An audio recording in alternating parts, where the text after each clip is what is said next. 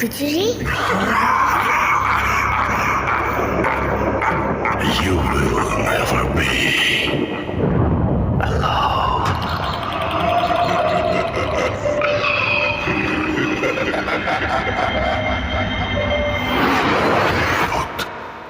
.com. The fear returns with Russell. Welcome back. আপনাদের সবাইকে স্বাগত জানাচ্ছি। আমি রাসেল। আশা করছি আপনারা সবাই ভালো আছেন, ভালোর দলে আছেন। শুরু হচ্ছে বসন্ত, আর বসন্ত মানেই বসন্তের মধ্যেই শুরু হচ্ছে আমাদের বর্ষপূর্তি উদযাপন। আমরা 5 বছরে পদার্পণ করছি 2020 সালের 14ই ফেব্রুয়ারি ভালোবাসা দিবসে। যে শো আমরা শুরু করেছিলাম সেই শো আজ 5 বছর পূর্ণ করতে যাচ্ছে। ভূত.com আপনাদের ভালোবাসা পেয়েছে অনেক, এবং ভালোবাসার কারণেই এতটা দূর হেঁটে আসা। এবং আমরা এখনও অনুরোধ করব আমাদের ইউটিউবে যারা আপনারা শুনছেন তারা অনুগ্রহ করে আমাদের সাবস্ক্রাইব করুন। বৃহস্পতিবারের এপিসোড শুরু করছি, যেটি শুধুমাত্র প্রচার করি আমরা RJ Russell Booth.com ইউটিউব চ্যানেলে। চলুন আমরা কথা না বাড়িয়ে শুরু করি তাহলে। আসসালামু আলাইকুম রাসেল ভাই। আমার নাম আবির, আমার বাড়ি কলকাতা। আবির, আপনার বাড়ি কলকাতা কিনা আমি জানি না, তবে আপনি যে ঘটনাটি পাঠিয়েছেন সেই ঘটনাটি পাবলিশড একটা স্টোরি। আমি জানি না যে এই স্টোরিটা আপনারই কিনা, বা এই স্টোরিটা বলার জন্য আপনি পারমিশন নিয়েছেন কিনা। সো আমরা এরকম ধরনের কোনো ঘটনা প্রচার করতে পারবো না। আমরা অন্য একটি ঘটনায় যাচ্ছি। যেভাবে লেখা আছে আমি সেভাবেই পড়ে শোনাচ্ছি। আসসালামু আলাইকুম রাসেল ভাই ও প্রিয় শ্রোতা বন্ধুরা, কেমন আছেন? আশা করি আল্লাহর রহমতে সবাই ভালো আছেন, সুস্থ আছেন। আমিও ভালো আছি আলহামদুলিল্লাহ। আমি আপনাদের সবার পছন্দের শো ভূত.com-এর মডারেটর এবং একনিষ্ঠ ভক্ত মোহাম্মদ সাবিত আলম। লিখছি ময়মনসিংহ বিভাগ থেকে। যে যেখান থেকে আজকের এই ঘটনাটি শুনছেন, আল্লাহ আপনাদের সবাইকে সবসময় খুশি রাখুন, সুস্বাস্থ্যের সাথে দীর্ঘ জীবন দান করুন, এবং আপনাদের যেন জীবনে কখনো কারোর কাছে নির্ভরশীল হতে না হয় সেই দোয়া করি। যারা বিপদে আছেন আল্লাহ আপনাদের বিপদ থেকে রক্ষা করুন। যাদের অসুখ আছে আল্লাহ তাদেরকে সুস্থতা দান করুন। আর যারা এই দুনিয়া থেকে চলে গেছেন আল্লাহ তাদের মাফ করুন। আমার দোয়া সবসময় আপনাদের জন্য রইবে। আপনারাও দয়া করে আমার এবং আমার পরিবারের জন্য দোয়া করবেন। আজ আমি আপনাদের মাঝে নতুন একটি ঘটনা নিয়ে হাজির হয়েছি, যা আমি শুনেছি আমার পরিচিত এক বড় ভাইয়ের কলিগের কাছ থেকে। ওনার কলিগের নাম মোহাম্মদ নাসিম আহমেদ। সন্ধেবেলা একদিন ব্রহ্মপুত্র নদীর ধারে মোহাম্মদ ভাইয়ের সাথে চায়ের দোকানে আমি, আমার পরিচিত বড় ভাই আর নাসিম সাহেব কথা বলছেন। কথায় কথায় উনি জানতে পারেন যে আমি ভূত.com-এর মডারেটর। এরপর তিনি আমাকে ওনার জীবনের একটি ঘটনা বলার জন্য আগ্রহ প্রকাশ করেন, আর আমি ওনার কাছ থেকে তখনই এই ঘটনাটি সংগ্রহ করি। নাসিম সাহেবের ঘটনা আমি ওনার ভাষাতেই বলছি। অনিচ্ছাকৃত ভুল ত্রুটির জন্য ক্ষমা প্রার্থনা করছি। বলছেন নাসিম সাহেব।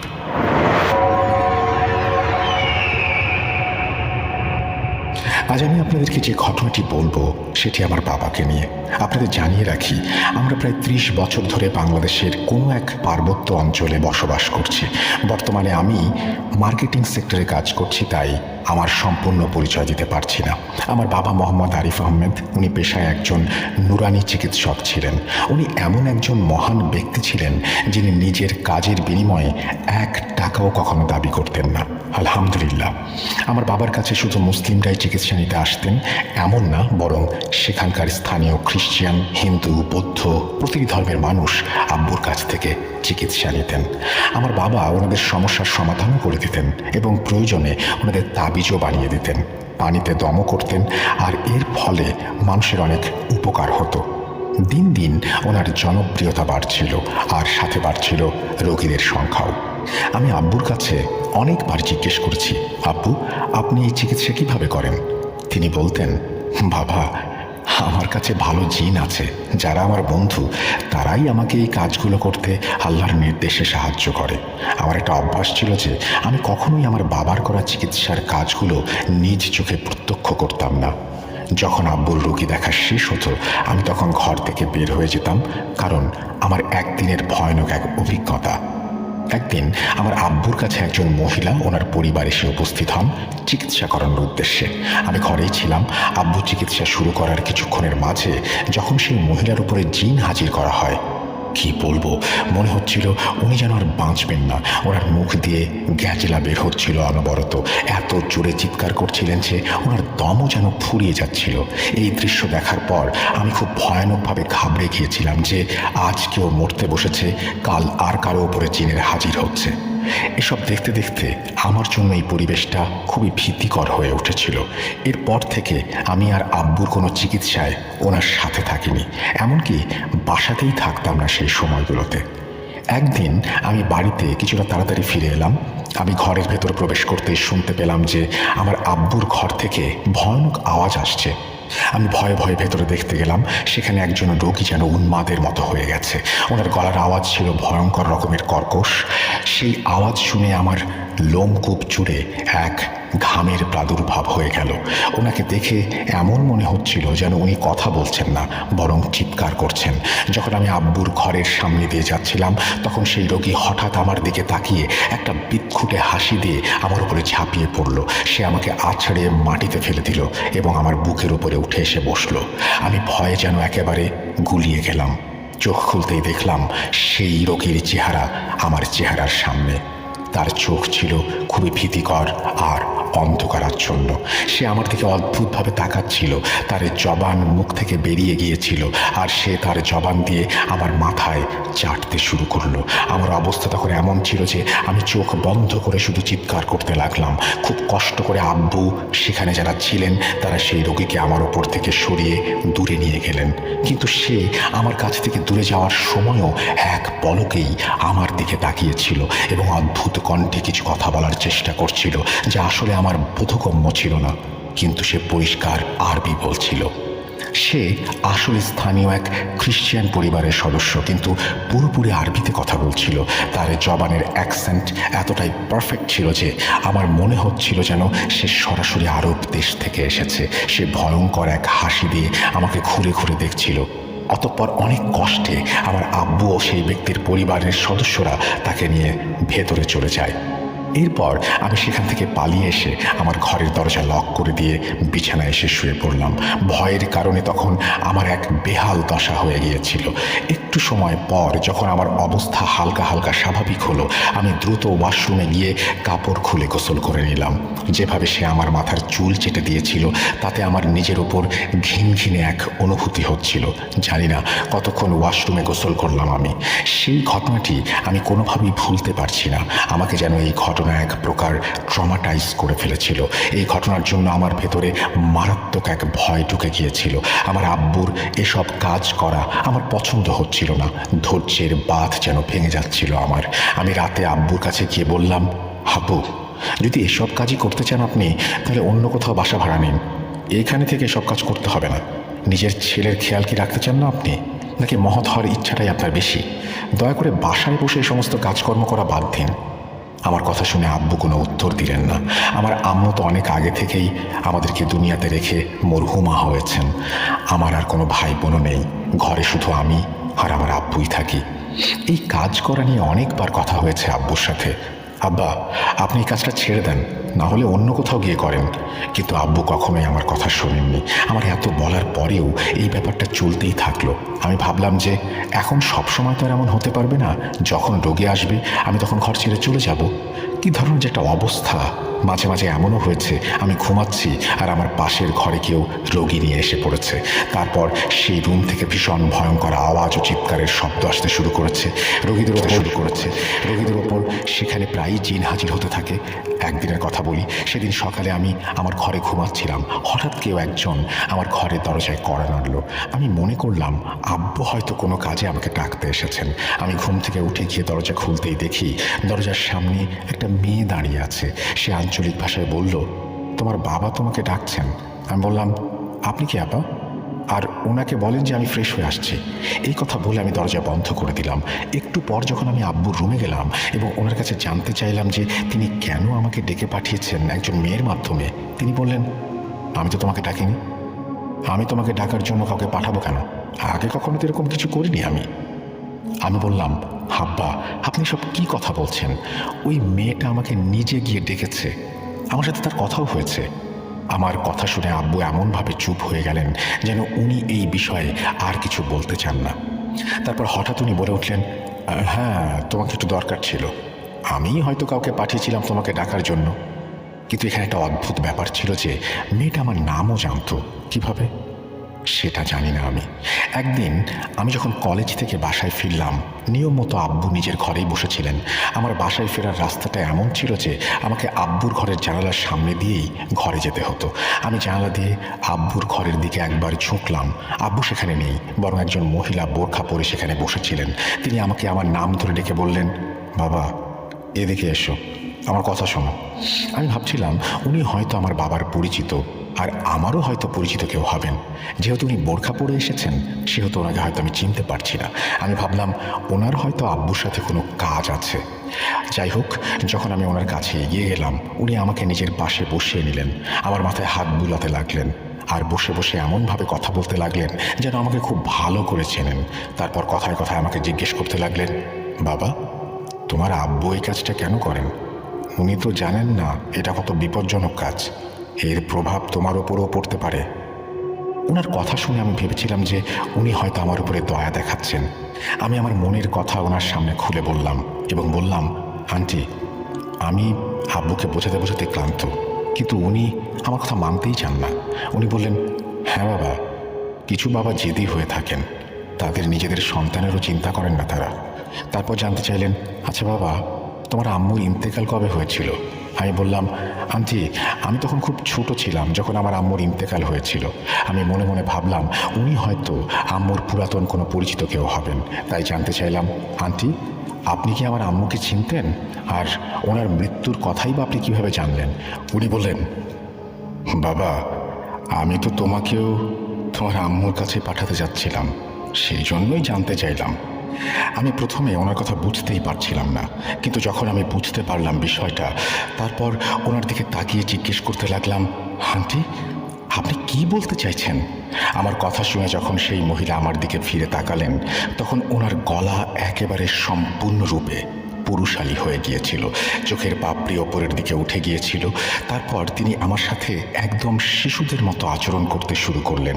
উনি বললেন, ওরে বাবা, আমার সোনার ছেলে মায়ের কাছে যাবে, এসো, তোমাকে তোমার মায়ের কাছে পাঠিয়ে দিই। আমি কিছুই বুঝতে পারছিলাম না যে আমার সাথে আসলে কি হচ্ছে। আমার মনে হচ্ছিল যেন আমার মাথায় আকাশ ভেঙে পড়েছে।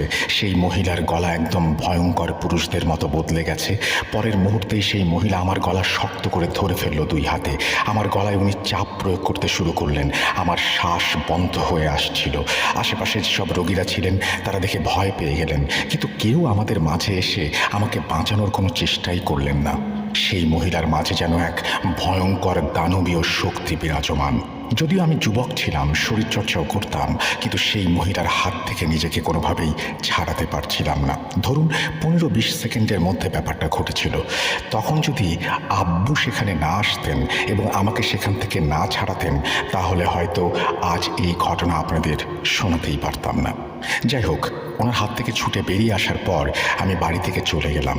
স্বাভাবিক হতে আমার প্রায় 4-5 ঘন্টা সময় লেগেছিল। আমি ঠিক করে নিয়েছিলাম যে আজই আমি আমার আব্বুর সাথে কথা বলবো।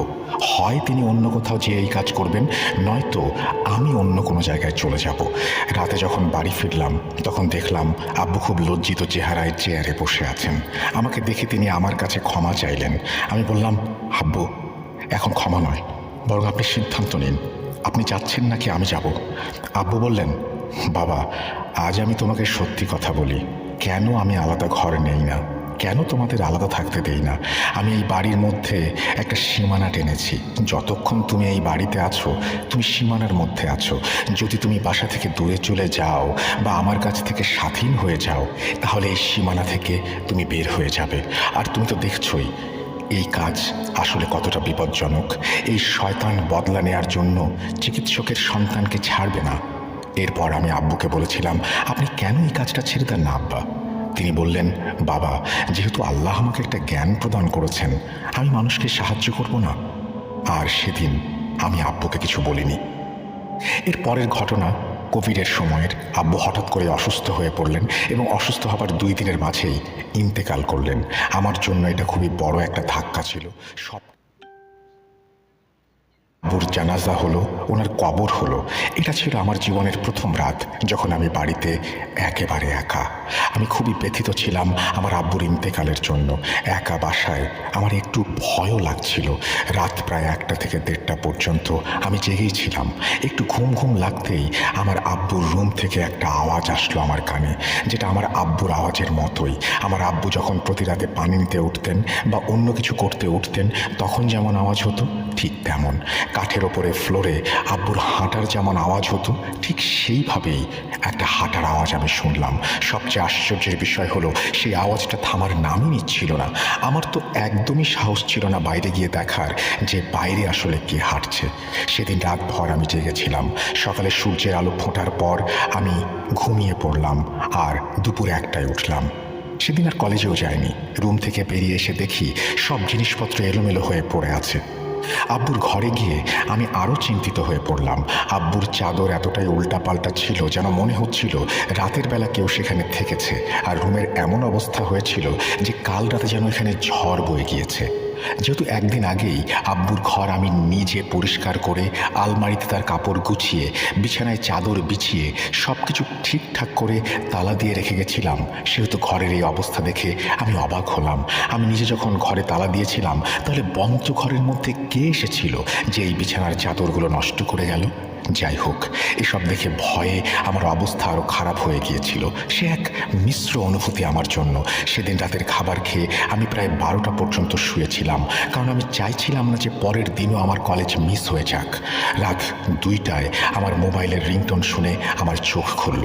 প্রথম রিংটোন শুনে আমি ভয় পেয়ে গিয়েছিলাম, কিন্তু যখন আমি বুঝতে পারলাম মোবাইল বাজছে তখন ভয়টা একটু কমলো। আমি আমার মোবাইলের দিকে তাকাতে লাগলাম, দেখলাম রাত 2টা বাজে। অদ্ভুত লাগছিল এই ভেবে যে এই সময় এত রাতে কে আমাকে কল করেছে। আমি ঘুম থেকে উঠে স্বাভাবিকভাবেই চোখে একটু ঝাপসা দেখতে থাকি। কিছুক্ষণ পর বৃষ্টি স্বাভাবিক হয়ে আসে। আমার সাথে এরকমই হয়েছিল সেদিন। আমি চোখ জোড়া একটু কচলে নিলাম, আমার মোবাইলের স্ক্রিনের দিকে তাকালাম। তখন আমার মোবাইল হাত থেকে পড়ে গেল, কারণ সেখানে আমার আব্বুর নাম্বার ব্লিঙ্ক করছিল। আপনাদের লিসনারদের মাঝ থেকে কেউ কি কল্পনা করতে পারবেন যে ওই সময় আমার কী অবস্থা হয়েছিল? আমি তো আব্বুর মোবাইলটা সুইচ অফ করে ওনার আলমারিতে রেখে দিয়েছিলাম। তাহলে ওই মোবাইল থেকে আমাকে কে ফোন করছে? অনেকটা সময় রিং বাজতে থাকলো, কিন্তু আমি ফোন তুলতে সাহস পেলাম না। যখন ফোনের রিং বাজা বন্ধ হয়ে গেল তখন আমি মোবাইলটা সাইডে রাখলাম। মনে অদ্ভুত সব চিন্তা আসছিল। হয়তো ক্রস কানেকশন বা নেটওয়ার্কে কোনো সমস্যা। এমনও হতে পারে যে হয়তো অন্যের নাম্বার মেবি আব্বুর নাম্বার হয়ে ব্লিঙ্ক করছে। আমার মনে হাজার রকম চিন্তা আসছিল, কিন্তু কিছুই আমার কাছে লজিক্যাল লাগছিল না। হঠাৎ মনে হলো উঠেই দেখি যে মোবাইলটা আলমারিতে আছে কিনা। আমি অনেক ভয়ে ভয়ে বিছানা থেকে উঠলাম, আব্বুর রুমের দিকে চলে গেলাম। রুমের তালা খুলে আমি আব্বুর আলমারির দিকে যেতে লাগলাম। যখন আলমারির দরজা খুললাম তখন মোবাইলটা সামনে ছিল না। মোবাইলটা না থাকায় মনে একটা শান্তি আসলো। নিজের মনকে এই বলে সান্ত্বনা দিলাম, হয়তো গতকাল বিকেলে যখন আমি গ্রসারি করতে গিয়েছিলাম তখন কেউ ঘরের ভেতর থেকে মোবাইলটা চুরি করে নিয়ে গেছে। কোভিডের জন্য অনেক ব্যবসা বাণিজ্য বন্ধ হয়ে যাচ্ছিল, লোকজনও বেকার হয়ে যাচ্ছিল, আশেপাশে চুরির খবরও পাচ্ছিলাম। মনে শান্তি পেলাম এই ভেবে অন্তত ফোন চুরি হয়েছে আর ভুলে সেই চোর আমাকে হয়তো ফোন করে ফেলেছে। এসব ভেবে আমি বিছানার দিকে ফেরত যাচ্ছি, এমন সময় হঠাৎ আমার মোবাইলে আব্বুর নাম্বার আবারও ব্লিঙ্ক করতে লাগলো। আব্বুর নাম্বার থেকে হঠাৎ আবার কল আসছিল। আমি কিছুটা ভয়ে ভয়ে কলটা রিসিভ করলাম। অন্য পাশ থেকে কিসের জন্য খুব গড়গড় আওয়াজ আসছিল। আমি কিছুই বুঝতে পারছিলাম না। আমার মনে হচ্ছিল যিনি ফোন করেছেন তিনি ভালো সিগন্যাল পাচ্ছেন না। অনেকক্ষণ হ্যালো হ্যালো করছিলাম, কিন্তু কেউ কোনো উত্তর দিচ্ছিল না। আরও একটা অদ্ভুত ব্যাপার ঘটেছিল যে আমি ফোনের ওপাশ থেকে একজনের শ্বাস নেওয়ার শব্দ শুনতে পাচ্ছিলাম, কিন্তু যিনি এভাবে শ্বাস নিচ্ছিলেন তিনি কিছুই বলছিলেন না। তারপর হঠাৎ করে কলটা কেটে গেল। আমি এবার কল ব্যাক করলাম, কিন্তু অন্য প্রান্ত থেকে আপনার ডায়ালকৃত নম্বরটিতে এই মুহূর্তে সংযোগ দেওয়া সম্ভব হচ্ছে না এই কথাটি ভেসে আসছিল। তখন আমি নিশ্চিত হয়ে গেলাম যে এটা নিশ্চয়ই চোরের কাজ, হয়তো ভুলে চাপ দিয়ে সে আমাকে কল করে ফেলেছে। কিন্তু আমি যখন তাকে আবারও কল করলাম তখন তার ফোন বন্ধ পেলাম। এরপর আমি আমার ফোনটা বালিশের সাইডে রেখে ঘুমিয়ে পড়লাম। এবার আমি ফোনটাকে সাইলেন্ট মোডে রেখেছিলাম, যেন রাতের বেলায় ফোনের আওয়াজে আবার আমার চোখ না খুলে যায়। সেদিনের মতো ঘুমিয়ে পড়লাম। কলেজ যাব এই জন্য সকালে ঘুম থেকে উঠলাম। সকালে যখন মোবাইলটা হাতে নিয়ে চেক করছিলাম তখন দেখলাম আব্বুর নম্বর থেকে 150টা মিসড কল আমার ফোনে। এতগুলো কল দেখে আমি যখন ওই নাম্বারে কল ব্যাক করলাম তখন নম্বরটিতে কেউ রেসপন্স করছিল না। ভাবলাম আগে কলেজে যাই, তারপর কলেজ থেকে বের হয়ে মোবাইল কোম্পানির অফিসে গিয়ে ওই নাম্বারটা ব্লক করিয়ে দেবো চুরির প্রমাণ দিয়ে। কলেজ থেকে ফেরার পথে আমি তাই ঠিক করলাম। কলেজ শেষ করে আমি মোবাইল কোম্পানির অফিসে গেলাম। সেখানে গিয়ে আমি অফিসিয়ালি রিকোয়েস্ট দিলাম এবং নাম্বারটা ব্লক করিয়ে দিলাম। কিছুক্ষণ পর তারা আমাকে নিজেদের সিস্টেম চেক করে দেখালো যে আব্বুর নাম্বারটা পার্মানেন্টলি ব্লক করা হয়েছে। এখন কেউ আর ওই নাম্বার নতুন করে নিতেও পারবে না, আর আব্বুর যে সিম কার্ডটা সেটা আর কাজ করবে না। এরপর আমি নিশ্চিত হয়ে বাড়ি ফিরে এলাম। রাত 11:30 কি 11টা। আমি খাবার খেয়ে শোবার জন্য বিছানা করছিলাম। এরপর আমি ওয়াশরুমে মুখ ধুতে গেলাম। যখন আমি ওয়াশরুম থেকে বের হয়ে এলাম আমি শুনতে পেলাম যে আমার মোবাইল আবারও বাজছে। আমি মোবাইলের কাছে গিয়ে চেক করলাম। ভয়ে যেন আমার শরীর ঘামে ভিজে গেল, কারণ ডিসপ্লেতে আবারও আব্বুর নাম্বারই শো করছে। কেউ সেই ব্লক করা নাম্বার থেকে আমাকে কল করছে, কিন্তু এটা কিভাবে সম্ভব? আমি হঠাৎ করে কলটা ধরলাম, তখন ওপাশ থেকে কেমন একটা ভয়াবহ আওয়াজ ভেসে আসলো। ভাবে বলতে পারি সেই গলার আওয়াজটা আমার আব্বুরই গলার আওয়াজ। আমার মুখ থেকে গুঁড়িয়ে একটা চিৎকার বেরিয়ে এলো, আব্বু, এটা আপনি? আমি কিছুই বুঝতে পারছিলাম না, কিন্তু আমি অনবরত চিৎকার করছিলাম, আব্বু কিছু বলুন। কিন্তু ওপাশ থেকে শুধু গড়গড় এক ধরনের আওয়াজ শোনা যাচ্ছিল, আর ঠিক আগের রাতের মতো কেউ যেন শুধু শ্বাস নিচ্ছে। আমি তাড়াতাড়ি করে ফোনের কল রেকর্ডিংয়ের বাটনে চাপ দিলাম। এই আওয়াজটা রেকর্ড করতে পারি, কিন্তু রেকর্ড বাটনে চাপ দেওয়ার আগেই কলটা কেটে গেল। আমার মনে হচ্ছিল হয়তো আমি পাগল হয়ে গেছি, আর আব্বুই বা কীভাবে আমাকে কল করতে পারেন? কোনো মৃত মানুষ কীভাবে কাউকে ফোন করতে পারে? আমি তো এই নাম্বারটা ব্লকও করে এসেছিলাম। তাহলে কি হচ্ছে আমার সাথে? আমি সেই নাম্বার থেকে লাস্ট কলের সকল ডিটেলস দেখলাম। সেখানে কলের ডিউরেশন দেখাচ্ছিল। এর মানে হলো সেই কলটা সত্যি আমি রিসিভ করেছিলাম এবং কেউ আমার সাথে কথাও বলেছিল। আল্লাহ, আমার সাথে কি হচ্ছে? পরের দিন আমি আবার মোবাইল কোম্পানির কাছে গেলাম। তাদের দেখালাম যে ব্লক করা নাম্বার থেকে আমার কাছে কল এসেছিল। এটা কিভাবে সম্ভব? আমার কথা শুনে আর মোবাইল দেখে তারাও অবাক হলো এবং চিন্তিত হয়ে পড়ল। সিস্টেমে প্রবেশ করে একজন অফিসার আমাকে দেখাচ্ছিলেন আর বলছিলেন যে, স্যার দেখুন, স্ট্যাটাস ব্লক করা আছে। আমি বললাম, যদি স্ট্যাটাস ব্লক থাকে তাহলে এই কল আসলো কিভাবে? সেই প্রতিনিধি উত্তরে বলেছিলেন, আমরা এই কেসটা ফার্দার আরও তদন্তের জন্য আমাদের হেড অফিসে পাঠিয়ে দিচ্ছি। এরপর আমি অফিস থেকে বেরিয়ে আসি। এই মোবাইলে আব্বুর গলা শুনে আমি খুবই উদ্বিগ্ন হয়ে পড়েছিলাম, কারণ আমার মনে হচ্ছিল আব্বু কি বেঁচে আছেন? হতে পারে তিনি মারা যাননি, কবরের মধ্যে বেঁচে আছেন। আমরা কি তাকে জীবিত দাফন করে ফেলেছি? এমন উদ্ভট ভাবনা অবধি আমার মাথায় এসেছিল। তাহলে চিন্তা করুন আমি কিসের মধ্যে ছিলাম। আমার চিন্তা বাড়তে থাকলো, ঘুম উধাও হয়ে গেল। কিছুই বুঝতে পারছিলাম না কি করব, কাকে বলবো, কার কাছে কল করব, কোথায় যাব। আমি সেই দিন রাতে মোবাইলের auto call recording service on করে রেখেছিলাম, যেন কোনো কল আসলে সেটা রেকর্ড হয়ে যায়। আমি সেদিন সারাটা রাত জেগেছিলাম, কিন্তু কোনো ফোন এলো না। আমি মনে মনে ভাবলাম যে এমন নয়তো অটো কল রেকর্ডিং অন করার জন্য আব্বুর কল আসছে না। আমি এই ভেবে যখনই রেকর্ডিং অফ করলাম 5 মিনিট পর আব্বুর নাম্বার থেকে কল এলো। এবার আমি ভয়ে ভয়ে কল রেকর্ডিং অন করলাম না, কারণ যদি আবার কল রেকর্ডিং অন করি তাহলে কলের ওপাশে যিনি আছেন তিনি হয়তো লাইনটা কেটে দেবেন।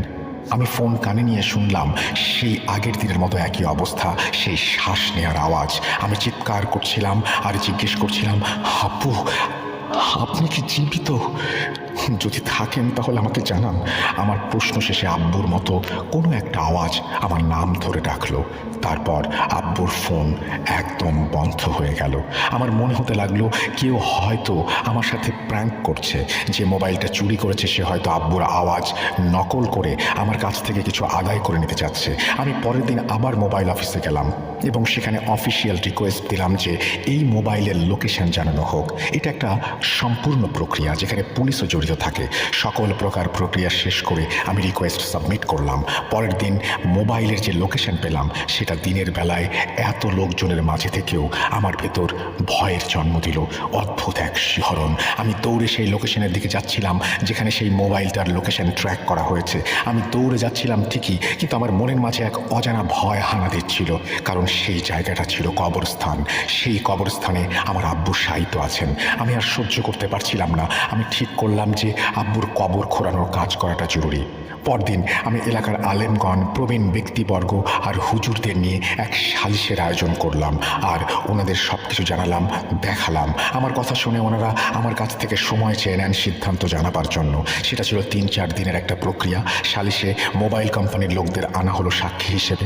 ওনারা জানালেন যে সত্যিই আমার নাম্বার ব্লক করা হয়েছে। সংক্ষেপে বললে, সালিশ থেকে আমাকে অনুমতি দেওয়া হয়েছিল যে আমি পুলিশের উপস্থিতিতে কবর খোঁড়াতে পারি। আমার সাথে ডাক্তারের একটি প্যানেলও ছিল।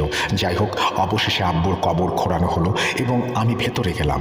তখনও আব্বুর লাশ পৌঁছতে শুরু করেনি। কবরের ভেতরে অনেকটাই ঠান্ডা ছিল। ডাক্তারদের টিম ওনাদের পরীক্ষা নিরীক্ষা করলেন এবং নিশ্চিত করলেন যে আব্বুর মৃত্যু অনেক আগেই হয়ে গেছে।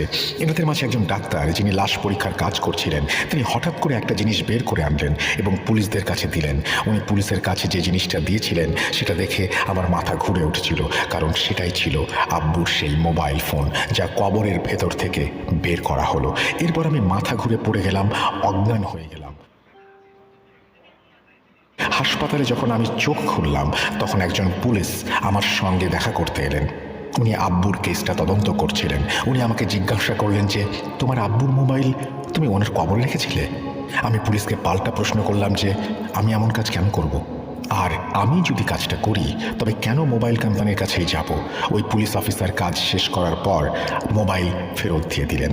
আমার চোখের পানি পড়া যেন থামছেই না। হাসপাতাল থেকে ডিসচার্জ হতেই আমি স্থানীয় মসজিদে গেলাম। মসজিদের ইমাম সাহেবের সাথে দেখা করে সব কথা খুলে বললাম। তিনি বললেন, বাবা, আল্লাহর দুনিয়ায় এমন অনেক বিষয় আছে যেগুলো মানুষের জ্ঞানের বাইরে। চেষ্টা করো আব্বুর নামে বেশি বেশি সাদকা দেওয়ার আর আব্বুর জন্য কোনো সোয়াবের ব্যবস্থা করার। যদি তিনি জীবনে কোনো ভালো কাজ করতে চাইতেন কিন্তু মৃত্যুর আগে শেষ করতে পারেন নাই, এমন কিছু থেকে থাকে, তবে সেই কাজ তুমি করলে অনেক সোয়াব অর্জন করতে পারবেন তিনি। যত ভালো কাজ করবে তত সোয়াব ওনার কাছে পৌঁছাতে থাকবে। আমি অনেক ভেবে দেখলাম যে আব্বু তো আমাদের সাথে এমন কোনো কাজের কথা শেয়ার করেননি বা বলেননি যেটা উনি শেষ করতে পারেননি। যাই হোক, তারপরও আমি ওনার নামে সাদকা দোয়া এ সমস্ত করলাম। কোরআন খতম অবধি করেছিলাম আর আব্বু সেই মোবাইলটা আমি সেই দিনই পুড়িয়ে ফেলেছিলাম ইমাম সাহেবের কথা মতো। এরপর থেকে আমাদের ফোনে আর কোনো কল আসেনি। আজও বুঝতে পারছি না যে কে আসলে ছিল আমার ফোনে কল করেছিল, আর আলমারি থেকে শেষ পর্যন্ত ওই মোবাইলটাই বা আব্বুর কবরে কিভাবে পৌঁছালো। কে ছিল যে আব্বুর গলায় আমাকে ডেকেছিল। মাঝে মাঝে মনে হয় যদি এই ব্যাপারগুলো আরও খোঁজ খবর নেই, ভাবতে থাকি, তাহলে আমি পাগল হয়ে যাব। হয়তো না, জানি না। আমি এরপর আমার সাহসের পরীক্ষা আর দিতে চাইনি, তাই জানতেও পারিনি আসলে কি ছিল রহস্য। আমি কোনো নুরানি কাজ জানতাম না। আমি জানি না কিভাবে নিজেকে রক্ষা করতে হয় এই সমস্ত বিষয়েও। তাই জানের ভয়ে আমি আগাইনি আর এই বিষয়টি নিয়ে। এই বলে নাসিম সাহেব ওনার ঘটনা শেষ করেন। ঘটনাটি যদি আপনাদের ভালো লেগে থাকে তাহলে আমি আপনাদের প্রতি কৃতজ্ঞ থাকব, আর যদি ভালো না লেগে থাকে আমি আপনাদের নিকট ক্ষমা প্রার্থী। আপনাদের সকলের সুস্থতা কামনা করে আমি মোহাম্মদ সাবিত আলম বিদায় নিচ্ছি। আল্লাহ হাফেজ। এই বলে সাবিত তার ঘটনা শেষ করেছেন।